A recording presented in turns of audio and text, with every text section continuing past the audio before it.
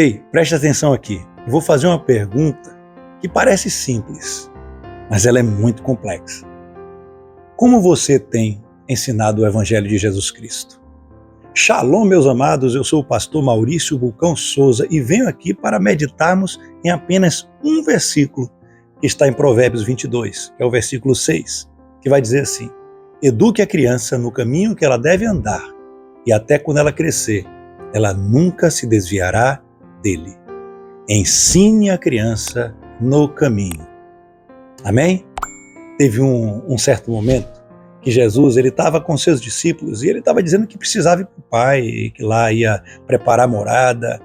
E aí Tomé, ele vira para Jesus e vai perguntar algo assim, ele vai dizer: mas para onde você está indo? Mas a gente não sabe o caminho. E Jesus vai responder: eu sou o caminho, a verdade e a vida. Ninguém vai ao Pai se não for por mim. Jesus Cristo era o único caminho que levava ao Pai.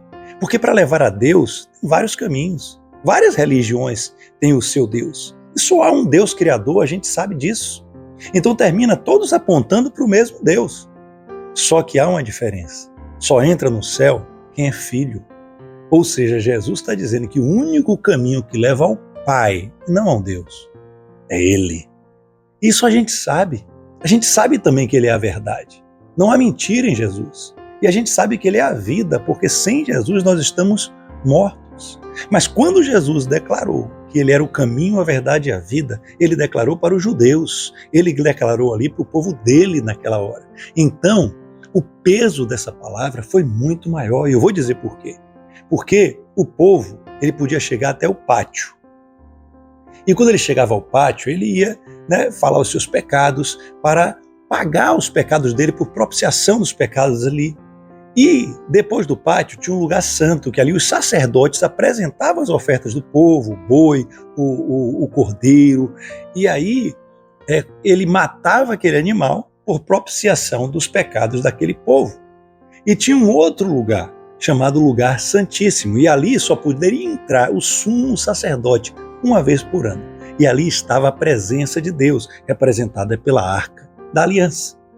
Existia, gente, uma porta que levava ao pátio. O nome dessa porta era o Caminho. E existia uma outra porta que levava do pátio ao lugar santo. E o nome dessa outra porta é a Verdade. E agora, para entrar no lugar santíssimo, tinha uma última porta. E em todas essas portas tinha uma cortina pesada.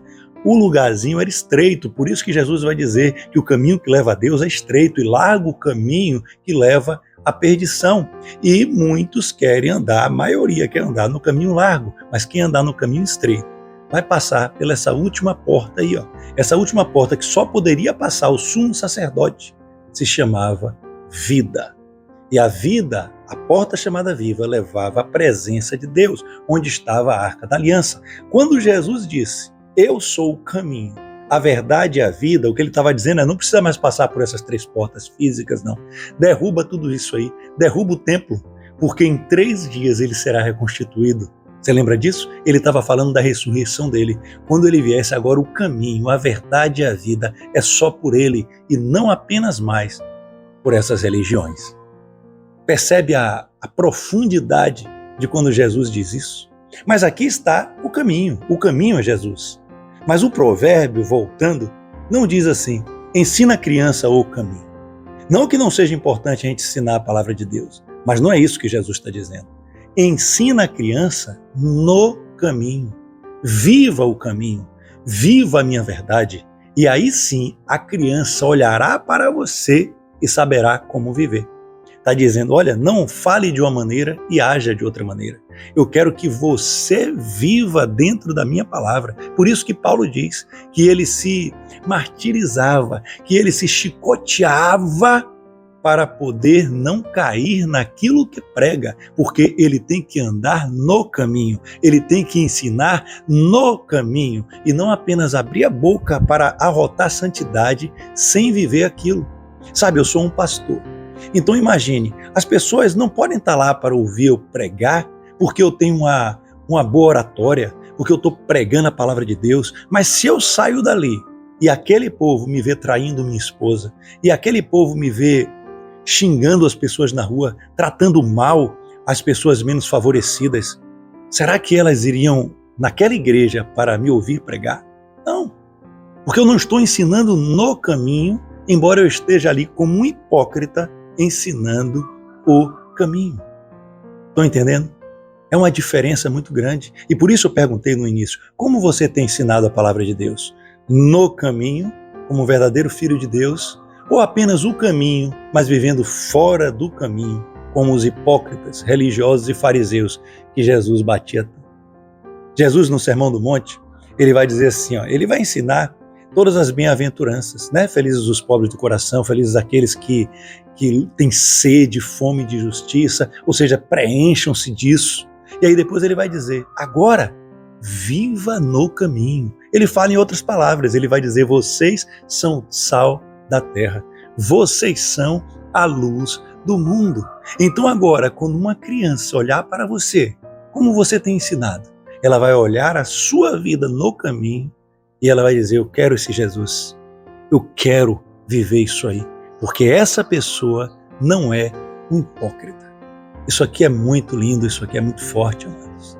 Agora tem o seguinte, qual o caminho?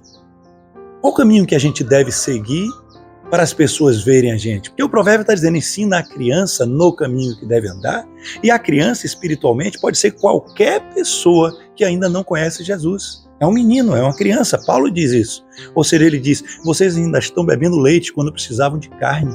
Então a gente tem que dar o exemplo na nossa vida. E o exemplo do caminho se resume a uma palavra, amor. Jesus Cristo resumiu todos os mandamentos ao amor. Amai a Deus acima de todas as coisas e amai ao próximo como a si mesmo.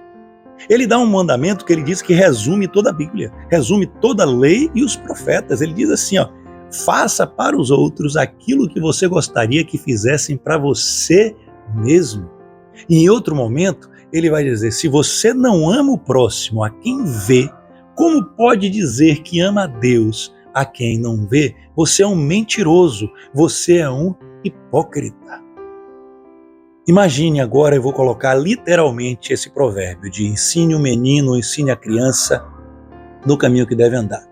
Se você está com seu filho ou alguma pessoa de menor idade ou até alguma pessoa que está se chegando na fé agora e ele te vê maltratando a mãe dele, né, sua esposa, se ele te vê na igreja se comportando, pregando, porque você vai levar o seu filho para a igreja, né, para introduzir nos caminhos do Senhor, e quando você sai dali, você é uma pessoa completamente diferente, será que ele vai se manter na palavra de Deus?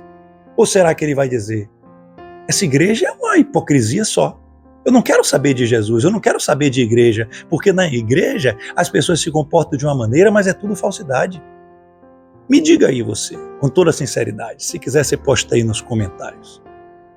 Alguma vez ou quantas vezes você ouviu pessoas completamente machucadas e que você vai perguntar, mas por que você está assim? Não, eu já fui da igreja, odeio crente.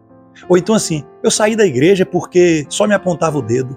Eu saí da igreja porque me reprimiam de todas as coisas. Eu saí da igreja porque o pastor lá foi pego em adultério. O grupo de louvor era uma maneira ali, mas era tudo vaidade.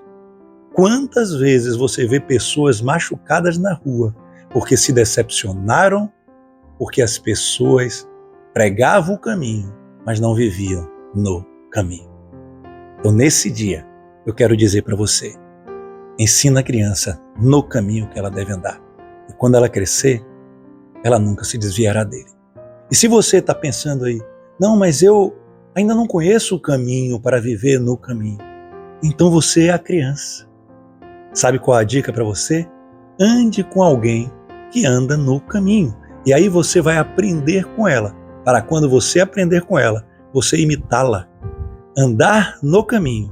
E aí outras crianças serão abençoadas através de sua vida. Amém? Compartilhe esse vídeo para atingir muito mais vidas e mais pessoas andem no caminho e lotem o céu, porque Deus não se agrada quando o ímpio vai à cova. Shalom, fiquem com Deus, até o próximo vídeo, se Deus quiser.